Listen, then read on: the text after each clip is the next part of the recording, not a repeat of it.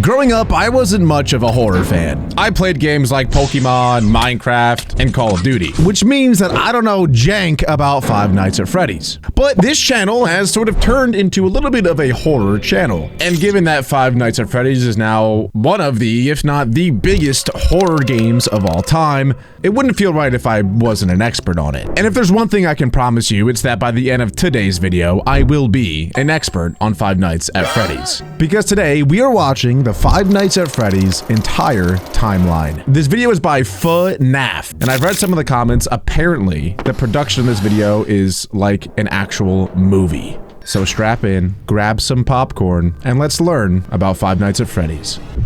This video contains flashing lights and jump scares. Viewer discretion is advised. Together in one place. Five Nights at Freddy's is a franchise with over a decade's worth of content, spanning countless games, books, and now a movie. There's a reason that no matter whose timeline you watch, they all look different. Making a FNAF timeline is not easy. There are so many ways you can interpret this story, and this is mine. So let's start at the beginning.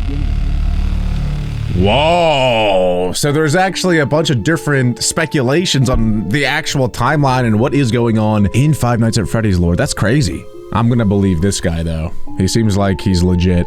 All right, 1970s. I was not born yet. Let's not make any jokes. I'm 27, guys. I'm not that old.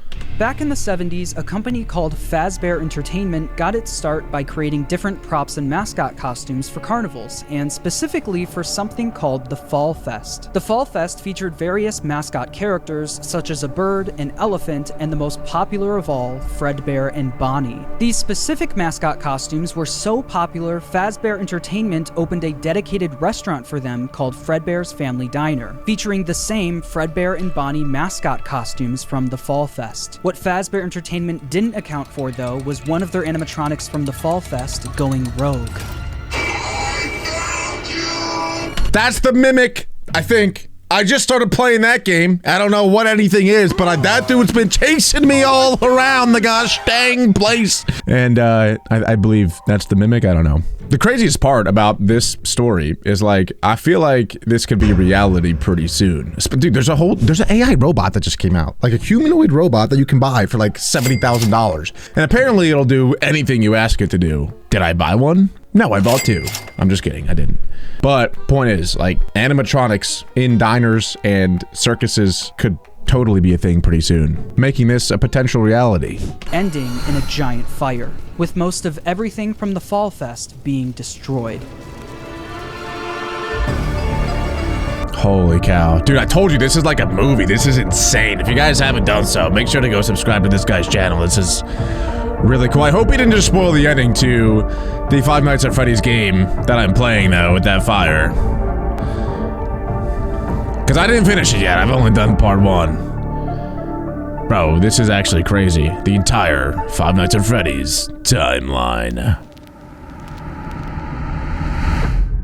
The specifics about the animatronic that went rogue and the fire are unknown and will likely be revealed next year in FNAF's next big release. Although we don't know much about how this fire occurred, we do know that after the fire, Fazbear Entertainment started phasing out of the mascot costume era. They needed something new. The two men who helped found Fazbear Entertainment, William Afton and Henry Emily, stepped up to the plate. William Afton was mostly the businessman of the two, handling all of the money, while Henry was the more creative one, with him being in charge of building most of the animatronics and props for the company. With the Fall Fest era of the company coming to a close, they were only left with Fredbear's Family Diner, the standalone restaurant created for the Fredbear and Bonnie characters. In order to replace the mascot versions of Fredbear and Bonnie, Henry went to work on new versions of the characters, eventually creating the new Fredbear and Spring Bonnie. Did he have to make everything so spooky, though? Like, they all look demonic before they're even alive. I don't know if that's better or worse, though, because having something cute, like, come try to attack you and kill you, low-key is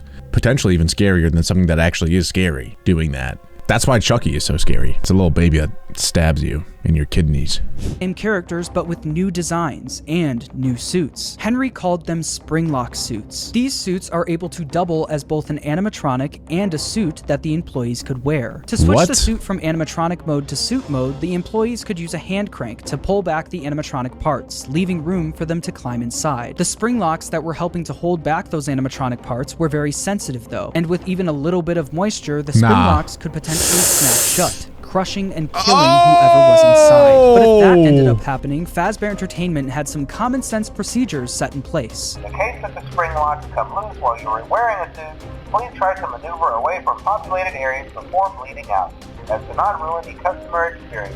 What? Nah, that's Saw. That's literally, I feel like I've seen that exact thing happen in Saw before. If you haven't watched Saw, don't watch it. It's disgusting. It's gory. But they'll put contraptions on people like they're a robot, and then they have like 2 minutes to do something or before it all closes and they get smushed and crushed. How is that ever legal? How did that ever pass any inspection at all?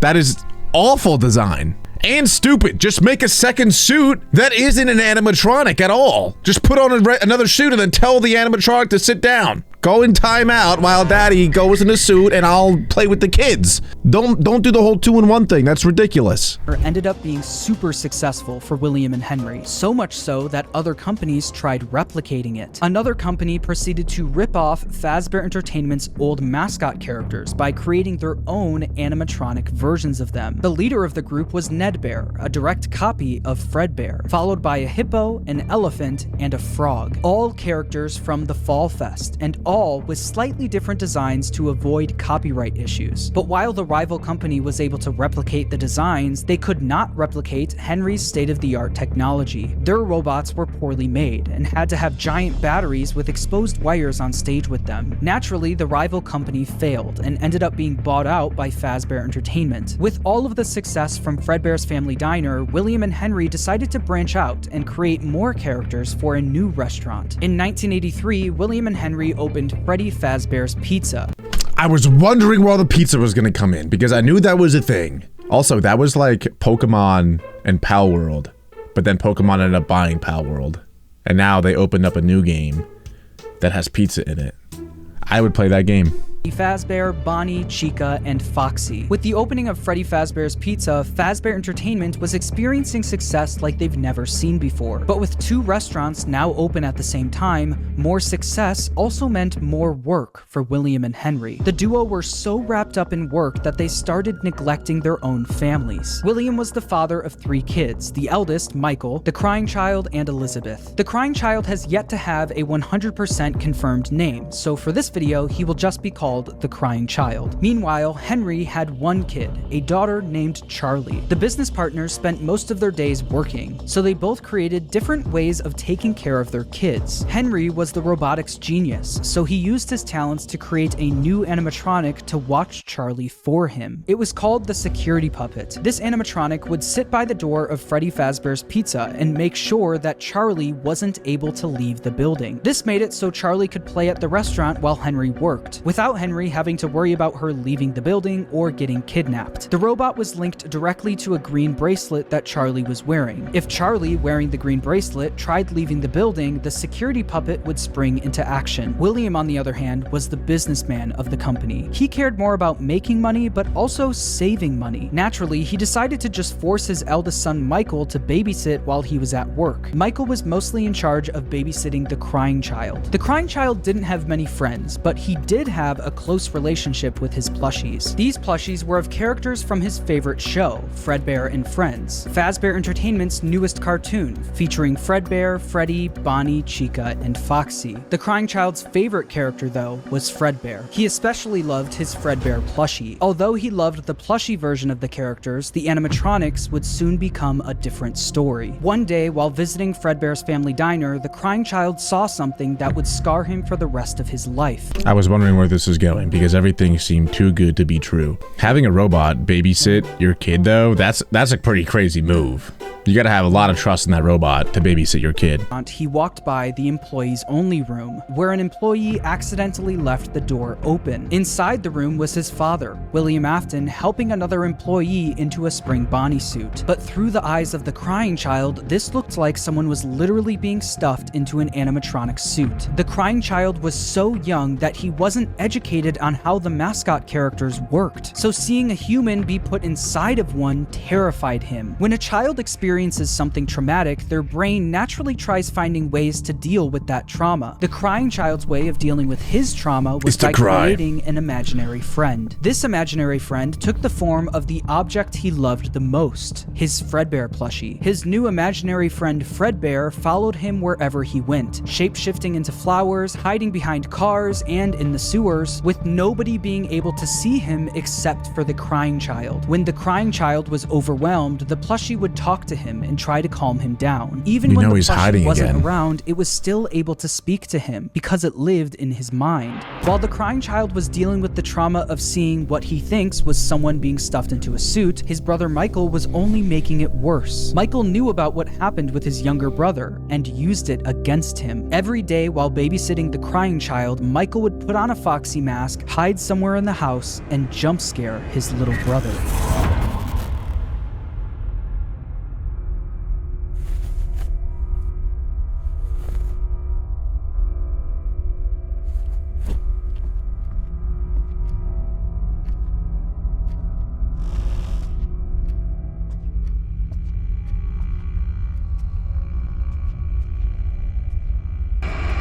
Pizzeria to your living room, you no longer have to wait to sing and dance with Fredbear and Friends.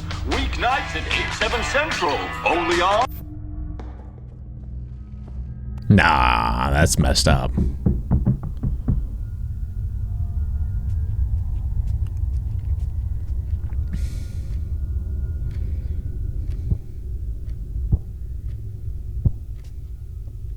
Do not open that door. Do not open that door. Oh my god.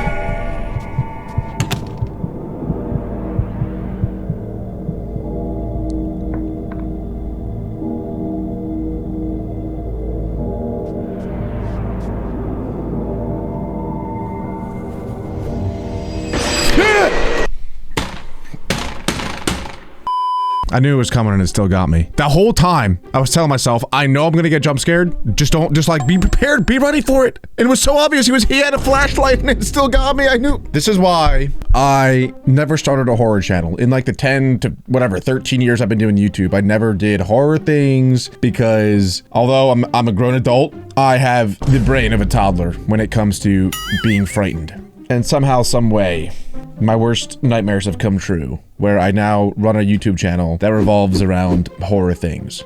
I'm just so bad at it. Oh god, here we go. Through all of Michael's bullying, the crying child's imaginary friend Fredbear would comfort him and talk him through the situation, saying, "You know he is hiding again. Be careful. Tomorrow is another day." Michael wasn't the only one bullying the crying child, though. The local kids in the neighborhood heard about why the crying child was so scared of the pizzeria, no way. even making up fake rumors related to what the crying child thought he saw there. "You'd better watch out. I hear they come to life at night. And if you die, they hide your body and never tell anyone." But okay, that's crazy that the whole neighborhood is bullying this kid. And he's constantly crying, it seems like. Like, dude, he's had enough. You got him. You did the thing that you set out to do. You bullied him. He's crying. Enough. Like, how far are you gonna push it? My god. Leave him alone. all of this bullying would come to a head on one special day, the crying child's birthday. Ironically, his birthday party was being held at Fredbear's family diner. Because he was so terrified of being at the pizzeria, he hid under the table, not knowing that Michael and his friends were nearby, planning a prank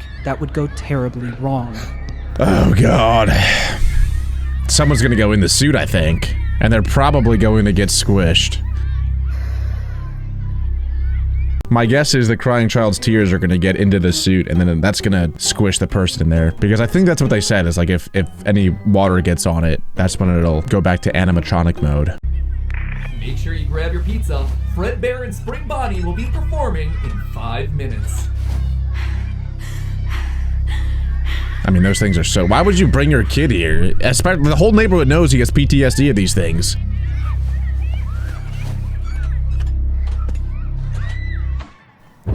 Oh, God. Ugh. Gives me goosebumps. What is he doing? Michael and his friends lifted the crying child up to, quote, give Fredbear a big kiss, and Fredbear bit down on him, leaving his body to go limp. They put him in there? I thought he, like, crawled in himself. No! Nah. That's a life sentence in prison. Bro, he actually just killed his brother. There's no way. I did not realize the lore of this is so deep. This is actually crazy. I literally just thought this entire time for the last 10 years that this game has been out. You know, it was a diner with animatronics that scared you and woke up at night. But I didn't realize, like, it was this deep. This is crazy. How does the whole thing not get shut down after this, though? Like, there's no way, if this were real, that this restaurant or these types of animatronics would ever be allowed anywhere, ever. Michael and his friends quickly stopped laughing. Because of Michael's immature behavior, his terrified younger brother paid the ultimate price. Although the crying child was badly hurt, he didn't immediately die. Because of the immense brain damage, he slipped into a coma. After being treated at a hospital, the crying child was taken home so he could be comfortable, surrounded by his only friends, his plushies. In the crying child's final moments, Michael decides to apologize for what he's done, saying, "Can you hear me? I don't know if you can hear me. I'm sorry." After Michael speaks, the crying child's imaginary friend Fredbear, created out of the trauma he experienced, continues doing what it's done the whole time. It comforts him, saying, "You're broken. We are still your friends. Do you still believe that? I'm still here. I will put you back together." This would be the final thing the crying child hears before he dies. So sad. The crying child's spirit would then live on in the Fredbear suit, the thing that took his life. The crying child's death wasn't just an accident. It was directly caused by Michael's recklessness. This is something that Michael could potentially face jail time for, so it needed to be covered up. Since the crying child was being kept at home, no one else knew that he ended up passing away. So William and Michael ended up burying the crying child's body in the middle of the woods where no one would find. How does nobody know that he passed away? That's crazy, because so many people were there to see that. I mean, his head got smushed. Surely a lot of people are going to be asking for updates. A lot of people are going to be wanting to see him. Do they never even have a funeral for him and for the public? How, like, and it goes on record when somebody dies. There's no way. But I mean, if I had a couple kids and one of them just killed the other kid, obviously I'd be mad at the kid that did that, but I also wouldn't want that kid to go to prison forever, just being a father, you know? So I also understand, like, trying to cover up as much as you can to make sure that your one kid doesn't spend the rest of his life in jail. So I understand why they would do that. I just feel like that's no way that would work. People would want to see him. People would want to know how he's doing, even if they didn't like him, even if they bullied him. It's such a crazy story. That would make, like, news. That would make national news. But this lore is deep. I really was not expecting this at all. This is crazy. So apparently the spirit of the crying child now lives in the Fazbear suit. Not really sure what that is going to entail, but guess we'll find out. Maybe it's gonna hate Michael. That would make sense. Probably gonna go kill Michael. Maybe it's gonna put Michael in another suit. And then all of the suits are then, like, possessed by, like, different kids. No tombstone, no flowers, just a pile of dirt, an That's pretty unmarked sad. grave, and a lifetime's worth of guilt that Michael would have to live with. That's Shortly really after sad. the incident, Fredbear's family diner was quickly shut down, and Fredbear was completely wiped from existence. The Fredbear and Friends TV show turned into Freddy and Friends on tour. The Fredbear and Spring Bonnie springlock suits also ended up being moved into the back room of Freddy Fazbear's Pizza, mainly being used as spare suits if one of the Freddy's animatronics broke down. The death of William Afton's youngest son was a pivotal moment in this story, specifically William Afton's story. This was the first domino to fall. A father losing his son is a traumatic situation, and while any other father would take time to grieve, be sad, and properly deal with such a big loss, William Afton took a different route. Afton definitely was upset about his son dying, but it wasn't because he felt bad for his son, it was because it was embarrassing to to him. William Afton was a narcissist. He had little to no empathy. All he cared about was work and comparing himself to his business partner, Henry. Henry had a wife, a kid, and a talent for robotics that Afton was utterly jealous of. The death of the crying child sent Afton over the edge because while Henry's family was still perfect, his was now broken. Henry and William had different ways of taking care of their kids, and while Afton employing his eldest son failed, Henry's security puppet succeeded. Henry's daughter, Charlie, lived on. That's a scary thought, that the robot is a better babysitter than an actual person. I mean, yeah, no, it was a child, but that's pretty scary. This William guy's crazy, though. That dude's a psychopath. Oh my. Afton had a hard time dealing with this feeling of embarrassment. He started becoming an alcoholic, frequently visiting the local bar called Junior's. One night though, after drinking a little too much and getting kicked out of the bar, he decided that he was going to settle the score with Henry. Afton, drunk and filled with rage, drove from the bar to Freddy Fazbear's Pizza, where he knew Charlie was being watched over by Henry's security puppet. Oh my God. Afton planned on risking everything to kill Henry's daughter, Charlie. He didn't What? This guy's out of his mind. His son died because of his other son, so he wants to kill one of his best friend's daughters because he's jealous of them. What? Nah, this guy's a psycho. Care if he got caught, and he didn't care if he went to prison. But when Afton got to Freddy's, he noticed that Charlie was standing outside by herself. It turned out that some bullies were able to trap the security puppet in its box and lock Charlie outside the building, giving Afton the perfect opportunity to kill Charlie outside of the pizzeria. The security puppet was eventually able to escape its box and went looking for Charlie. As Afton sped away, the puppet noticed that Charlie was outside in the pouring rain. It then did what it was programmed to do and went to protect her. Wait, but it's raining out. Uh-oh, that could be a problem. But as the puppet got closer to Charlie's body, the rain started making it short circuit. It was forced to crawl its way over to her until the rain got to be too much, and the puppet shut down right next to Charlie's body. While Charlie and the puppet lay lifeless next to each other, Afton was speeding home. Wait, so he did kill her. Oh my God. No, he actually... Nah.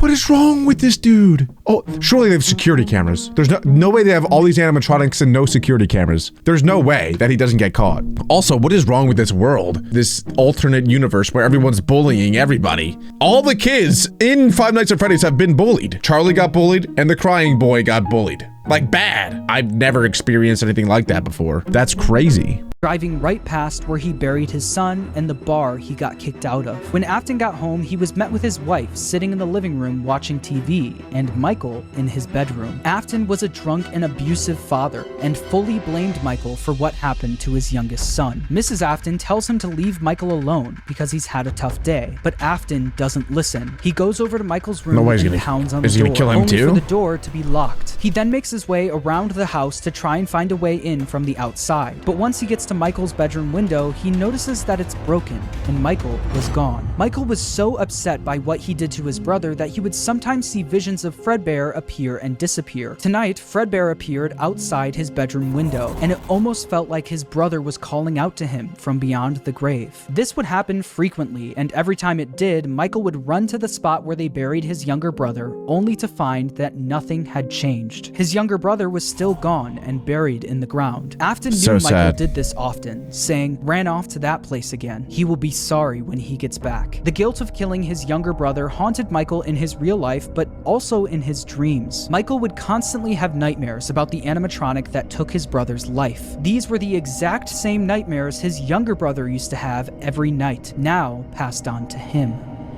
Oh God.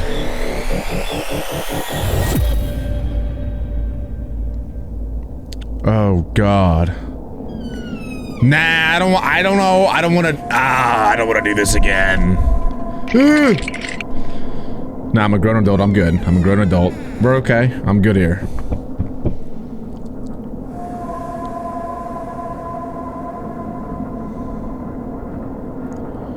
Oh my God. This is nightmare fuel, bro.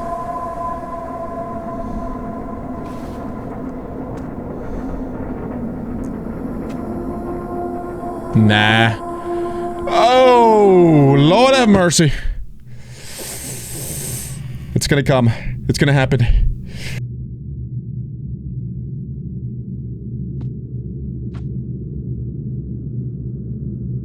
That's his brother.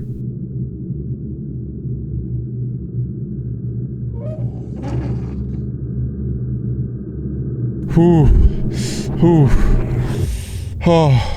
After the death of Charlie, Fazbear Entertainment tried their best at covering it up. Fortunately for them and for William, the crime was committed outside, where no one was around to witness it. William was able to get away with everything, while Fazbear Entertainment never spoke of the incident again. No security cams? There's no suspicion? Surely the dude's partner would be suspicious. What, they're just not even gonna look into it at all. Now they're definitely gonna hate each other. Now the other owner is gonna hate him too. Now they're both gonna hate each other. Oh my god. The security puppet was quickly moved to the back room of Freddy Fazbear's Pizza, where the retired Fredbear and Spring Bonnie suits resided. But something was different about the security puppet. Dark tears now appeared on the mask of the animatronic. Dark tears that weren't there before. This is something that Afton quickly noticed the next day when he went into work. He'd heard about what happened moments after he sped off. He knew the security puppet was found laying next to Charlie's body. So does that mean Charlie's soul now resided in the puppet? William definitely noticed that the puppet looked different, almost like it was haunted, almost like it was thinking. Other employees would eventually notice the same thing. I'll be honest,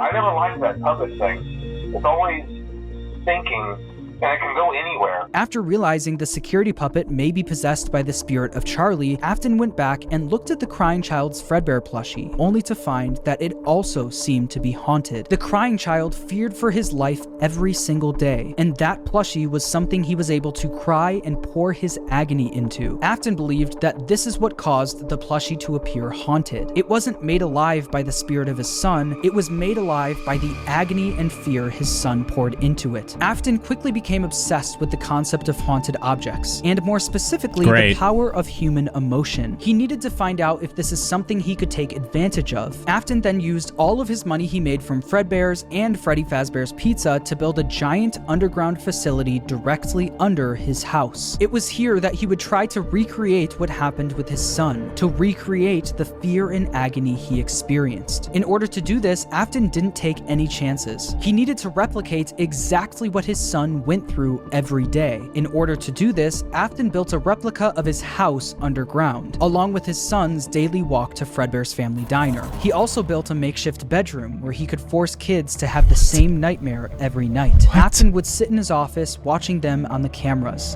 that could be accessed using the passcode 1983. Nah, this guy is the ultimate psychopath of ultimate psychopaths. There's Jeffrey Dahmer, there's Epstein, there's Adam Beck. 3 very high on the totem pole. This guy is so much higher up. It's like, it's this guy's in the sky, and then the other 3 that I just listed are like maybe 10 feet off the ground. This guy, he's the ultimate psychopath. What are we even talking about here? Why does his business partner not hate him? He's clearly messed up. The year his son got bit. He also kept the crying child's Fredbear plushie on the desk as a reminder of what he was trying to replicate. In the makeshift bedroom, there were dummy animatronics that wheeled down the hallway. But the kids wouldn't see them as just blank dummies on wheels. Afton would pump hallucinogenic gas into the room to get the kids to think that what they were seeing was a monster. These nightmare gas canisters were being stored all throughout his underground facility. And on the bed of this makeshift bedroom was a Freddy plushie, in the hopes that the kids would pour their fear and agony into the plush, like his son did to his plushie. On the other side of the bunker, where Afton recreated the crying child's walk to Fredbear's, he placed a bunch of Fredbear plushies all over the place. These Fredbear plushies had walkie-talkies inside of them. This was Afton's way of recreating his son's imaginary friend that would talk to him wherever he went. Afton would speak to the kids through his walkie-talkie sitting in his private office. After setting up the bunker, Afton was only missing one more thing: the kids to run these experiments on. He needed a way to kidnap and capture kids without being caught, and he had the perfect way to do it. Of course he did. Of course he did. Does he have a van with candy in the back? That would work. It does work. Personal experience. Just kidding. I'm just kidding. That's not even funny. What is he gonna do, bro? The show will begin momentarily. Everyone, please stay in your seats. Enter Circus Baby and the Funtime animatronics. These robots were specifically built by Afton to capture kids, featuring Circus Baby, Funtime Freddy, Funtime Foxy, and Ballora. They feature advanced technology such as parental tracking, voice mimicking / luring, and storage tanks. Circus Baby, the star of the group, was even able to make ice cream as a way to lure kids to her. Once the kid got too close, a giant claw would reach out, grab them, and lock them in the animatronics storage tank. Some of the board members from Fazbear Entertainment were suspicious of these new animatronics. She can dance. She can sing. She's equipped with a built-in helium tank for inflating balloons right at her fingertips. She can take song requests. She can even dispense ice. I can't lie. I mean, she does sound pretty awesome. Other than the whole kidnapping children and shoving them inside of her and bringing them down into the basement where they're going to suffer for years and years and eventually die and their spirit be inside of an animatronic, she sounds pretty cool. With all due respect, those aren't the design choices we were curious about, Mr. Afton. Afton even created a new restaurant for these animatronics called Circus Baby's Pizza World. Elizabeth, William Afton's daughter, was fascinated by Circus Baby. All she wanted to do was play with her, but Afton wouldn't let her. Daddy, why won't you let me play with her? 'Cause she gonna get ya. You can go see her. Why won't you let me go? He strictly told her to stay away from the animatronic, but one day, she didn't listen. On the opening day of Circus Baby's Pizza World, another domino would fall in Afton's life, and Elizabeth would soon be the victim of his terrible misdeeds.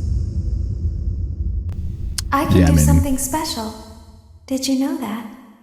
I can make ice cream, although I only did it once. What a wonderful day, though. I was in a small room with balloons and a few tables. I would always count the children. I'm not sure why. They usually played together in groups of 2 or 3. There were 4, then 3, then 2, then 1. Time to play.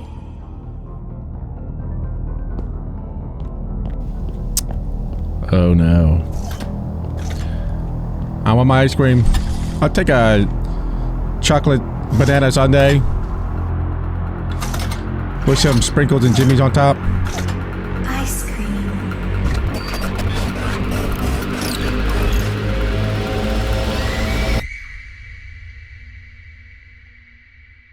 Oh God. Something happened when there was one.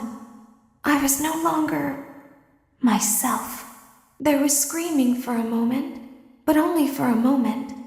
In an instant, Elizabeth was grabbed by Circus Baby and thrown into her stomach hatch. The sheer force of her being grabbed and thrown into the robot's storage tank was enough to kill her almost instantly. Oh my This is God. something that William wasn't able to test. That was until his daughter became the test. William Afton now lost another one of his kids, but this time it was all his fault. After just one day of being open, Circus Baby's Pizza World was shut down. Afton covered up the incident by telling the public that the restaurant shut down due to gas leaks. But not everyone bought that story. The local newspaper wrote about the incident, saying, in other news, the grand opening of Circus Baby's Pizza World has apparently been canceled due to reported gas leaks in the building. Sources close to the establishment questioned the report, saying that strange activity around the area at night suggests something else is to blame.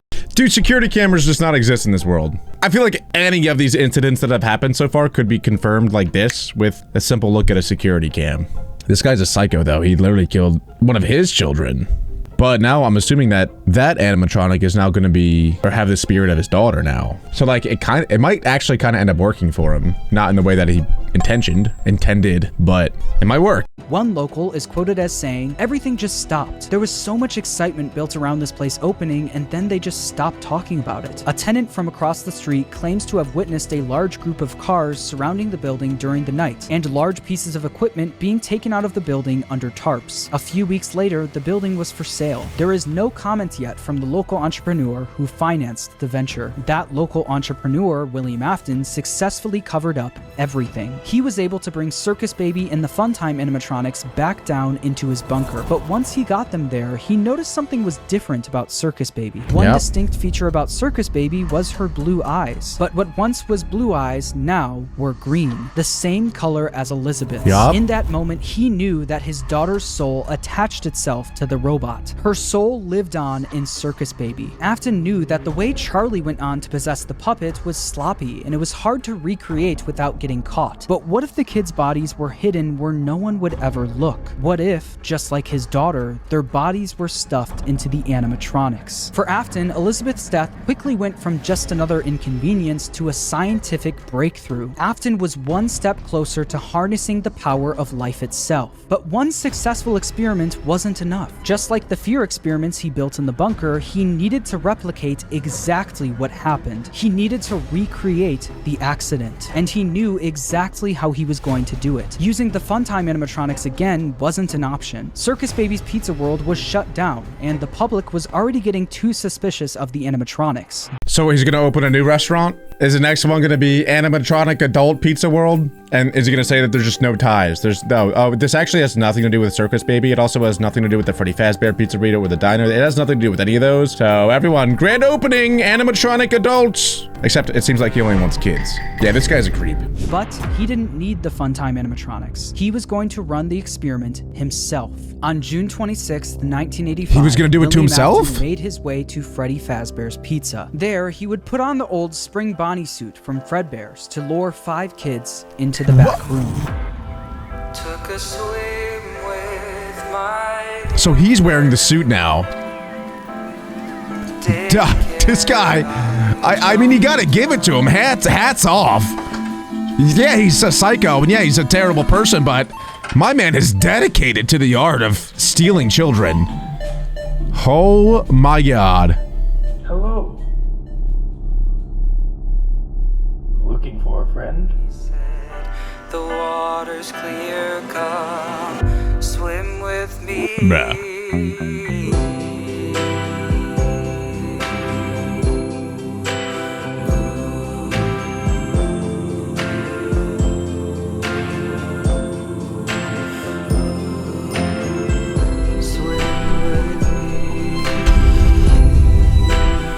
Yeah. Come here, little girl. Yeah, right. Like, that's gonna work.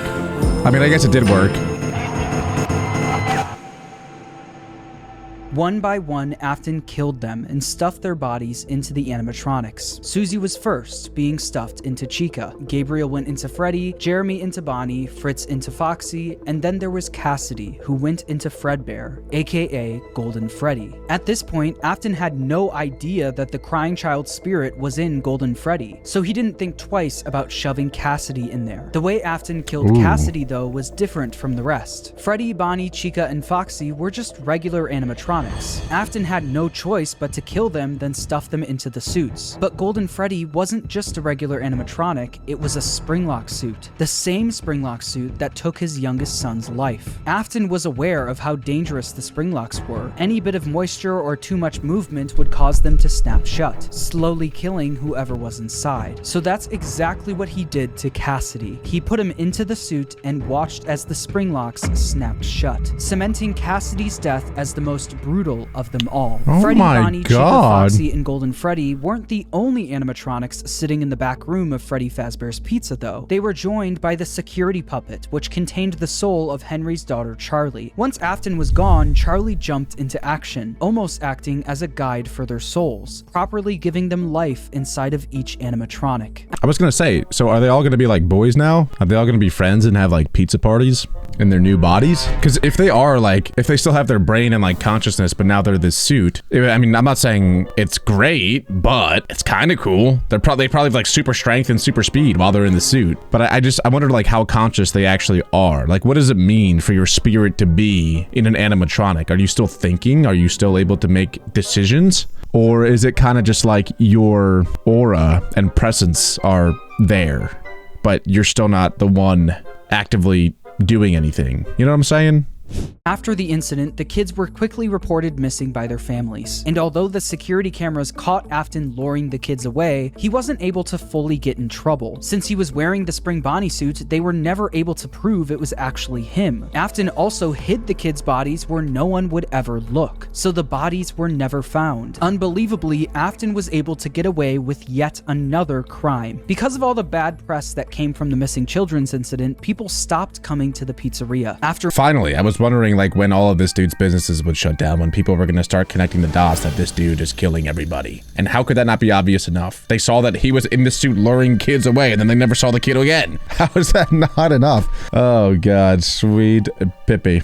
Months of customers no longer showing up, Fazbear Entertainment officially shut down Freddy Fazbear's Pizza. Shortly after the pizzeria shut down, Afton decided to pull the Funtime animatronics out of retirement and finally get his underground facility fully operational. He knew he couldn't try opening another Circus Babies restaurant, so he had a new idea. Due to the massive success and even more so the unfortunate closing of Freddy Fazbear's Pizza, it was clear that the stage was set, no pun intended, for another contender in children's entertainment. Unlike most entertainment venues, our robotic entertainers are rented out for private parties during the day. Afton opened Circus Babies Entertainment and Rental. This way, he could rent out the Funtime animatronics to local birthday parties, capture kids, and bring them back to his underground bunker to be experimented on. While Afton was running his rental business, Fazbear Entertainment was determined to try opening another pizzeria. In the summer of 1987, Fazbear Entertainment opened the new and improved Freddy Fazbear's Pizza, this time with brand new versions of their original characters. These were called the Toy Animatronics, and they were once again built by Henry. Henry was aware of what happened in 1985, and especially of what happened to his daughter, so he was determined to make sure that never happened again. These new toy animatronics were equipped with facial recognition systems that were linked directly to a criminal database. The security puppet was also brought out of retirement, but instead of working security, it sat quietly in the prize corner. Freddy, Bonnie, Chica, Foxy, Golden Freddy, and Spring Bonnie were also moved to the new pizzeria, and it's revealed that these animatronics were mostly used for spare parts. By now, I'm sure you've noticed the older models sitting in the back room.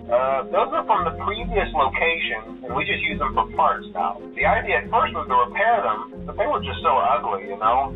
And the smell. This means that the haunted metal of the original Freddy's animatronics was now being put into the toy animatronics, causing the toys to also now be possessed. After Afton got away with the first set of murders, he needed to see if the kids' spirits were possessing the animatronics. In order to see for himself, Afton went back to work at the new pizzeria as a daytime security guard. While Afton was working the day shift, Jeremy Fitzgerald was working the night shift. Jeremy worked there for 5 nights, and unfortunately for him, because the kids possessing the animatronics were killed by an adult, they were extremely aggressive to any adult they encountered.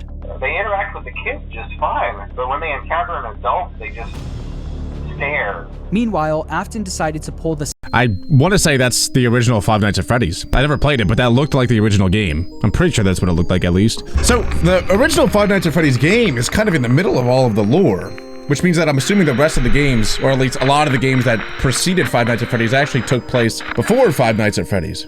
Which, they even said like the Mimic one was in the 1970s, which was the first one, which is the game that I just started playing.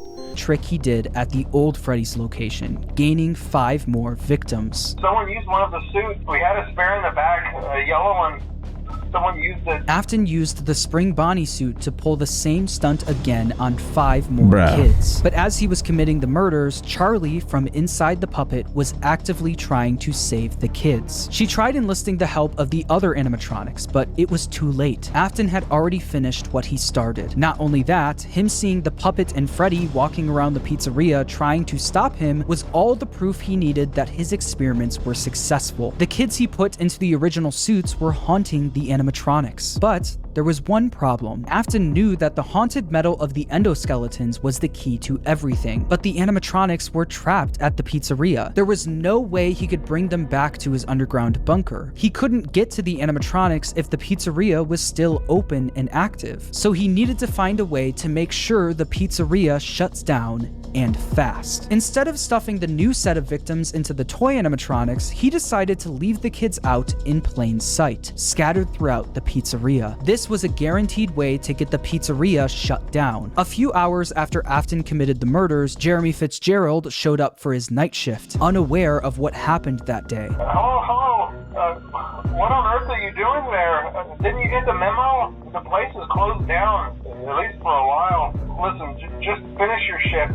It's safer than trying to leave in the middle of the night. We have one more event scheduled for tomorrow, a birthday. You'll be on day shift. Wear your uniform. Stay close to the animatronics and make sure they don't hurt anyone, okay? The next day, during Jeremy's day shift, one of the animatronics bit him in the head. This was infamously known as the bite of 87. Meanwhile, Afton successfully got the pizzeria shut down. The local newspaper wrote about the incident, saying, after being open only a few short weeks, Freddy Fazbear's Pizza is closing its doors. The new animatronics will be scrapped due to possible malfunctions. However, the original characters are being kept in hopes of a possible reorganization of the... But did he not just say that he left dead children scattered around the pizzeria? And that's how he would get closed? On what earth is this guy able to open a new company? On what earth is this guy not in prison forever, never, never? This is like the 4th or 5th incident now that he's been caught at least around kids that have died. There's no way they can't tie it back to him. How? This guy is the Houdini of murder. Since the toy animatronics were now being scrapped, he knew he could get away with taking their endoskeletons. But he also knew that he couldn't risk showing his face at the pizzeria again, so he got his oldest son, Michael, to do the work for him. William was easily able to get Michael to do whatever he wanted. William was abusive and manipulative, while Michael was haunted by the guilt of what he did to his younger brother. Because of this, Michael basically acted as William's puppet. Michael showed up for the night shift at the now closed Freddy Fazbear's Pizza under a code name, Fritz Smith. At the end of his shift, he would successfully steal the toy animatronics endoskeletons for his father, causing him to get fired his first day on the job due to tampering with the animatronics. As it said in the local newspaper, while Fazbear Entertainment scrapped the toy animatronics, the original Freddy, Bonnie, Chica, and Foxy were going to be fixed up and reused. And that's exactly what they did. After the 1987 Freddy's location shut down, they opened yet another location, this time using the exact same building as the first Freddy Fazbear's Pizza. As you can imagine, this didn't work out great for the business. People already had a bad impression of Fazbear Entertainment, so using the same building that the original murders took place in didn't help business. Customers barely showed up to the new pizzeria, leading it to shut down by the end of 1993. Although this was bad news for Fazbear Entertainment, this was great news for William Afton. Afton was able to acquire the endos of the toy animatronics, but that wasn't enough. He needed all of the haunted endoskeletons, especially the ones in the original animatronics. Once the pizzeria shut down, Afton came up with the plan to steal the endos from the animatronics. Each pizzeria was designed with something called a safe room. As always, if there is ever an emergency, please go to the designated safe room. Every location is built with one extra room that is not included in the digital map layouts programmed into the animatronics or security system. This room is hidden to customers, invisible to animatronics, and is always off camera. This room was hidden from guests and invisible to the animatronics. Afton would use this to his advantage, luring each of the animatronics to the safe room and dismantling them one by one. The kids possessing these animatronics were the same kids he lured into the back room all those years ago. He planned to use the same trick to lure the same kids all over again. Those are some dumb kids, I can't lie. They already got tricked once and murdered, and then they're gonna fall for the same thing? This dude must make some spectacular pizza.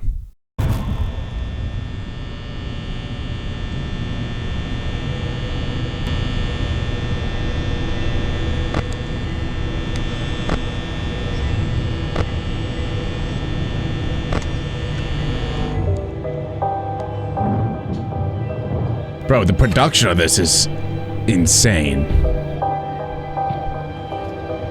This is outrageous. So here we go. This is one of the kids following William to the safe room, I guess. There's Foxy. I do know Foxy. I knew Foxy and Freddy and Chica. Come here, little boy. You like what you see? You want some of this? I can give you some cake with that pizza. You want some dessert? That's probably what he was saying, if I had to guess. Wait, is that Chica? What happened? Oh, are they in the safe room now and he's dismantling them? Oh. Oh. Oh. Yep, he got him.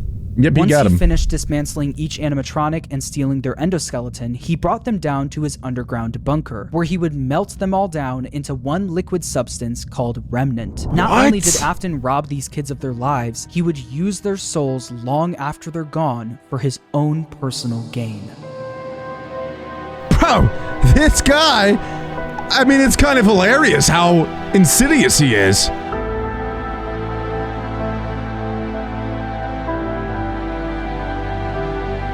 I mean, it's unbelievable. All because his one son died, and then he got jealous of his partner, so he killed... Like, how does this all... This guy's crazy. I want to meet his parents. What were his parents like? What was his childhood like? How did he amount to this?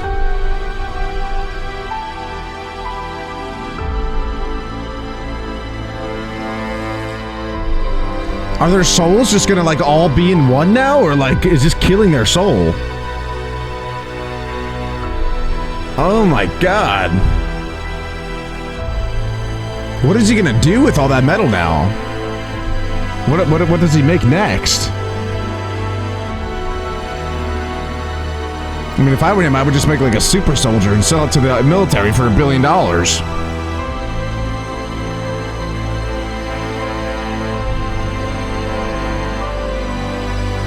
This is so sad, bro.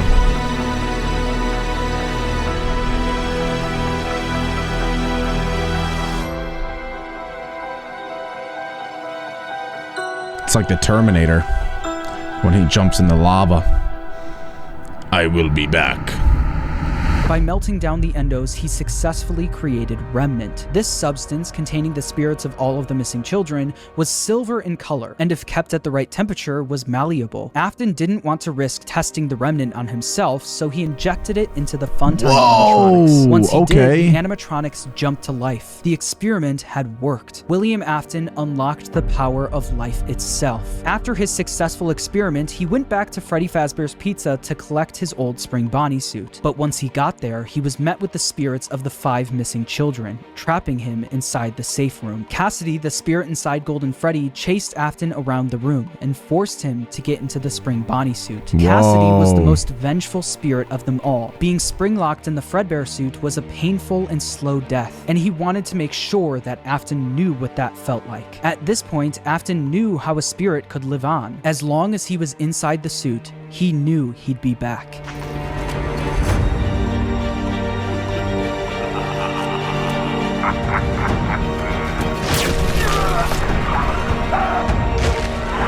So he willingly killed himself inside the suit because he knew that his spirit would live on.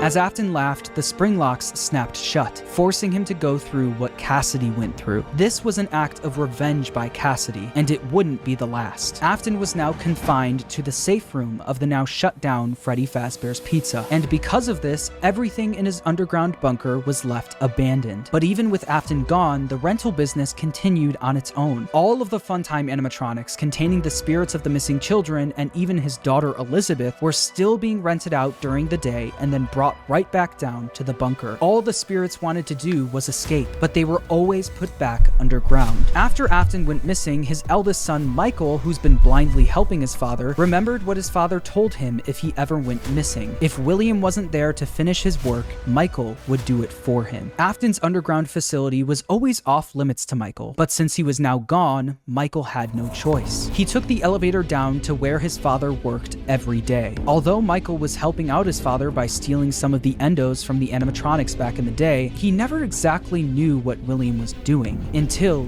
he got down into the bunker. No way Michael's gonna follow his dad, right? I thought he hated his dad. I know that they said like he's kind of his dad's puppet because his dad bullied him and everything, but surely that just meant that he was scared of his dad, so he did whatever his dad said, but now that his dad is dead, no way he continues doing what his dad was doing, right? This is giving me Saw vibes. Over the several days he visited the bunker, he learned more about what his father was up to. He learned about the massive facility his father built, complete with multiple rooms conducting fear experiments. He learned the truth behind the Funtime animatronics and how they were actually designed to kidnap kids. And he learned through the voice of Baby exactly how his sister died. A little girl, standing by herself. My stomach opened, and there was ice cream. I couldn't move, at least not until she stepped closer. But as the week went on, Baby was conducting a plan of her own, a plan to escape the bunker using Michael's body. Elizabeth was no longer the person Michael remembered her as. She was entirely devoted to her father and would do anything to make him proud of her. At the end of the week, all of the Funtime animatronics endos were scooped out, with all of them combining into one animatronic called Ennard. This creature, containing the spirits of the missing kids and Elizabeth, knew they wouldn't be able to escape the bunker looking like an animatronic. They needed a human body to walk around in. They needed a human body to walk around in. You are in the scooping room now. Funtime Foxy has already been here today. Funtime Freddy has already been here today. Melora has already been here today. Oh my God. Circus Baby has already been here today. I've been out before, but they always put me back. They always put us back inside. There's nowhere for us to hide here. There is nowhere to go when we look like this. But if we looked like you... Oh my God, nah, this is freaking me out a lot. If we looked like you, then we would have somewhere to go. The scooper only hurts for a moment.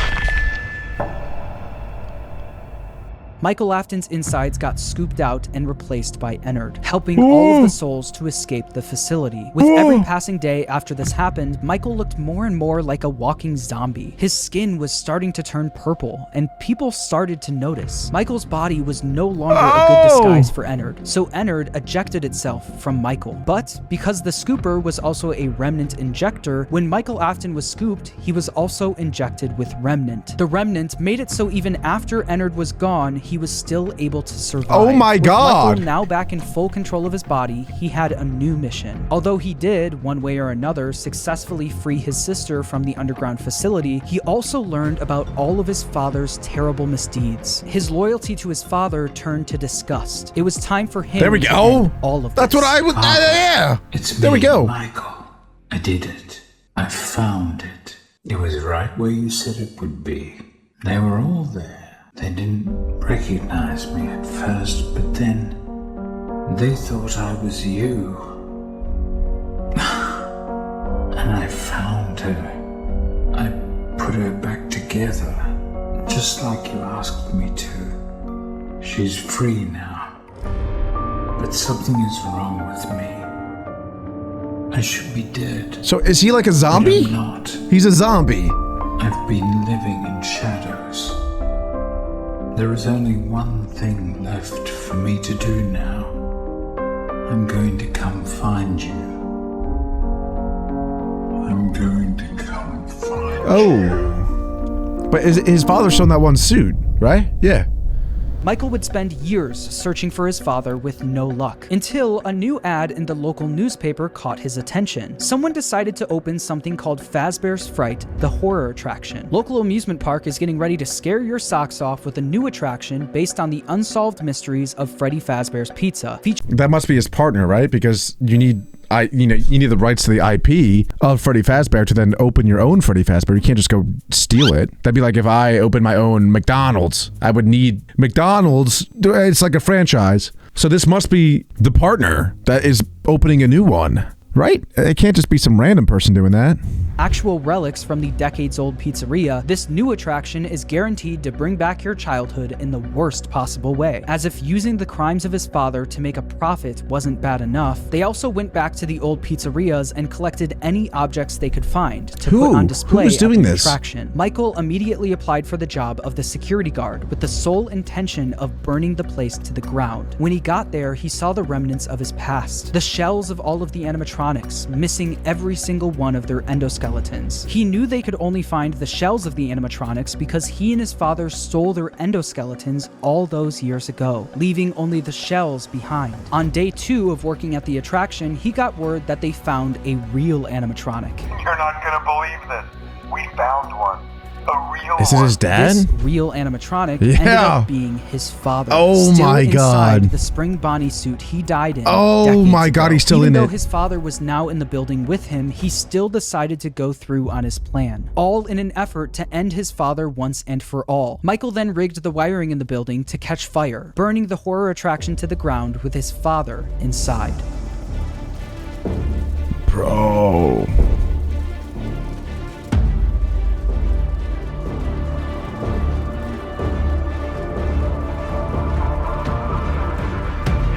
Well, surely this works, right? No way he escapes. It seems like he's escaping.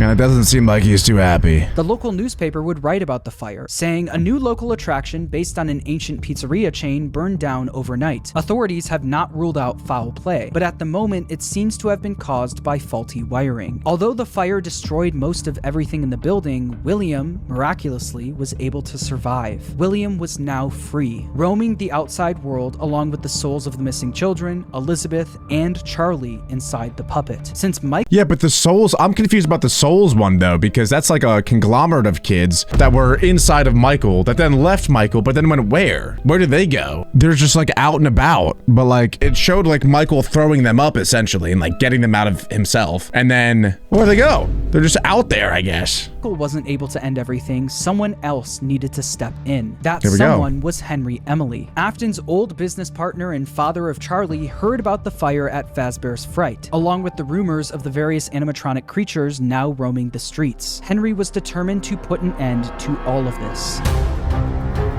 Henry seems like the GOAT. It's only now that I understand the depth of the depravity of this creature, this monster that I unwillingly helped to create. As if what he had already done wasn't enough. He found a new way to desecrate, to humiliate, to destroy. As if the suffering wasn't enough.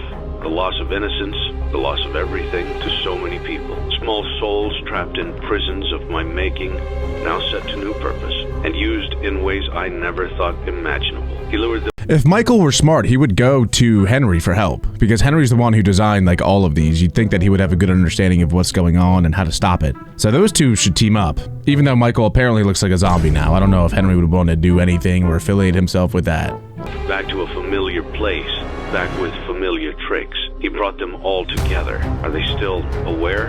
I hope not. It keeps me awake at night. I could make myself sleep, but not yet. Not until I undo what he has done. Oh, so he does heal know. This wound. A wound first inflicted on me, but then one that I let bleed out to cause all of this. He set some kind of trap. I don't know what it was, but he led them there again. He overpowered them again. And he robbed them of the only thing that they had, again. I don't know how those tiny breaths of life came to inhabit those machines, but they will never find rest now, not like this. I have to call them all back, all of them, together in one place. By gathering all of the animatronics in one place and locking them in the same room, he would be able to burn them all to the ground for good, effectively freeing their spirits in the process. In order to do this, Henry created a new restaurant called Freddy Fazbear's Pizza Place. He knew that the spirits and William couldn't resist coming back to a new location, even if it was all just a trap. Charlie was different though. She was smarter than the rest, so Henry knew she wouldn't be as easily fooled. So he created an animatronic called Lefty, standing for lure, encapsulate, fuse, transport, and extract, specifically to capture the puppet and bring it to the pizzeria. While trying to find someone that would help him carry out his plan, one person showed up for the job. A person who was also determined to finally end all of this. Michael Afton. Day after day, the animatronics roaming the streets would show up in the alleyway next to the pizzeria. Baby, aka Elizabeth, the souls of the missing children and the crying child, now appearing as Molten Freddy, Charlie and Lefty, and his father, William, all showed up in the back alley. Michael would then collect each animatronic and throw them into a facility under the pizzeria, designed to be a maze with no exit, where the animatronics would roam around without even knowing they're trapped, until the end of the week, where they would all be burned to the ground. With all of the souls, including William himself, now in one place, Henry's plan was in motion. As far as Elizabeth and William were concerned, this was a good thing. All of this remnant now in one place was all that they wanted, until Henry stepped in. You played right into our hands. Did you really think that this job just fell out of the sky for you? No. This was a gift for us. You gathered them all together in one place, just like he asked you to. All of those little souls in one place, just for us. A gift. Now we can do what we were created to do and be complete. I will make you proud, Daddy. Watch, listen, and be full. Connection terminated. I'm sorry to interrupt you, Elizabeth, if you still even remember that name, but I'm afraid you've been misinformed. You are not here to receive a gift, nor have you been called here. Why would you tell them, though? You assume, he's gonna tell them. You have indeed been called. You have all been called here, into a labyrinth of sounds and smells, misdirection and misfortune. A labyrinth with no exit, a maze with no prize. You don't even realize that you are trapped. Your lust for blood has driven you in endless Just circles, burn it down, though. chasing the cries of children in some unseen chamber, always seeming so near, yet somehow out of reach. But you will never find them. None of you will. This is where your story ends. And to you, my brave volunteer, who somehow found this job listing not intended for you. Although there was a way out planned for you, I have a feeling that's not what you want. I have a feeling that you are right where you want to be. I am remaining as well. I am nearby. This place will not be remembered, and the memory of everything that started this can finally begin to fade away, as the agony of every tragedy should. And to you monsters trapped in the corridors, be still, and give up your spirits. They don't belong to you. For most of you, I believe there is peace, and perhaps more, waiting for you after the smoke clears. Although for one of you, the darkest pit of hell has opened to swallow you whole. So don't keep the devil waiting, old That's friend. you, buddy. My daughter, if you can hear me, I knew you would return as well. It's in your nature to protect the innocent. I'm sorry that on he that has to day, burn his daughter, the day too. you were shut out and left to die. No one was there to lift you up into their arms. The way you lifted others into yours. And then, what became of you? I should have known you wouldn't be content That's so to disappear. sad. Not my daughter. I couldn't save you then. So let me save you now. It's time to rest, for you, and for those you have carried in your arms. This ends, for all of us, in communication. Henry putting fire to the animatronics may have freed the spirits from the metal of the robots, but some of them still needed help actually moving on into the afterlife. This help would come from Charlie. She helped guide the spirits into the robots. Now she would help them move on. In Charlie's the world the of Five goat. Nights at Freddy's, the way a spirit can move on is by them being put into a happy memory. The memory Charlie chose actually comes from the crying child and the day he got bit. Piece by piece, Charlie put that terrible shattered memory back together. But this time, she would change it into a happy memory. Instead of the crying child getting bit on his birthday, Charlie changed it so that all of the missing kids and Charlie would celebrate him, giving him a giant birthday cake. By changing that terrible memory into a happy one and attaching all of the spirits to it, they were able to successfully pass into the afterlife. Just a roller coaster of emotions. Sad, scared, happy, sad again. Bro, that was so sad. Oh, there they are. Aww. And there's their spirits.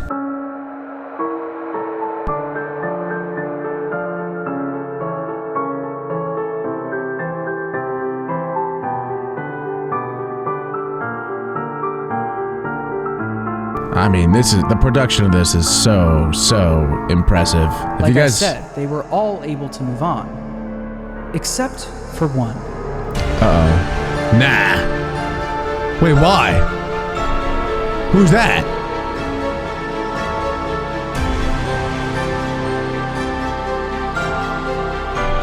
Oh, all the others went to heaven. Seems like this one's going to hell? Or is that William's body?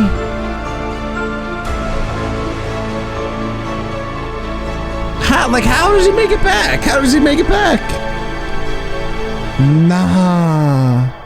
Cassidy, the most vengeful spirit of them all, wasn't done yet. He decided to attach his soul to William's, making sure that William was unable to move on. By attaching his spirit to William's, he was able to trap Afton in an endless loop of death. He made Afton relive every one of his terrible misdeeds. The fear experiments, his underground bunker, and the pizzeria where Cassidy was killed. Afton experienced all of this while being attacked and killed over and over again by all of the animatronics from his past. Every time an animatronic would attack him, Cassidy would be there, reminding him that the suffering will never end. Cassidy's kind of crazy. Begun. I will never let you leave. Oh my God. I will never let you rest. That is terrifying. He tried to release you. He tried to release us, but I'm not gonna let that happen. I will hold you here. I will keep you here, no matter how many times they burn us. Cassidy knew that Afton didn't deserve the afterlife. He deserved to pay for what he's done for all of eternity. Hey, I agree with that, but Cassidy's wild. But this was one of the coolest videos I've ever seen on all of YouTube. If you haven't subscribed to FNAF, make sure to do so. But anyway, honestly now I kind of do feel like an expert on Five Nights at Freddy's. So this video did succeed in teaching me a lot about the franchise, the story, the video games, and the movie. And if you guys enjoyed this video and want me to do more just like it, make sure to leave a like, subscribe, and click on this video right here.